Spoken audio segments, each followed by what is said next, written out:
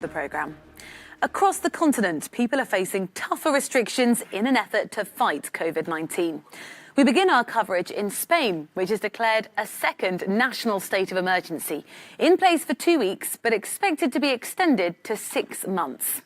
With it come further measures to curb the spread of the coronavirus. The new nationwide rules include a nighttime curfew from 11 p.m. each evening to 6 a.m. the next morning. Local authorities have the right to modify the hours of the curfew, close regional borders and limit gatherings to 6 people. Only the Canary Islands are exempt. Well, for more on Spain's state of emergency, we're joined in the studio now by Manu Terradios from our Spanish service. Morning to you, Manu. Why have they put this second national state of emergency in place? Buenos días. Good morning, Rosie. Well, first of all, it's absolutely necessary as legal tool because we're speaking about limiting some basic freedoms, like, as you said, freedom of movement. So the current legislation, obviously, it doesn't allow it. They need some sort of a special situation. You said this is the second nationwide state of alarm that's going to be implemented. We all know the first one, it was in spring. But it's going to be in total the third, and here we have a really good example because the second one finished this last weekend and was implemented especially for Madrid because they wanted to apply some perimeter lockdown.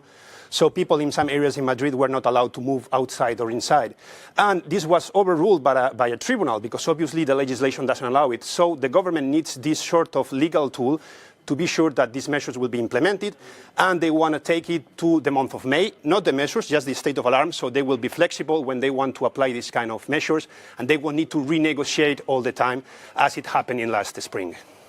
What are some of the new measures that have been put in place, and how are they going to be enforced? It's some sort of joint effort between the regional leaders or regions and the national government. In Spain, it's more or less always like this because of the powers that have been transferred to the regions. First of all, you said it is the curfew, officially from 11 in the evening to 6 o'clock in the morning, but the regions, they have the right to move it forward or backward by 1 hour. But they cannot ignore it. That's the only national measure they cannot absolutely ignore it. So, for example, Catalonia will start it probably at 10 in the evening. Madrid said they will do it from midnight.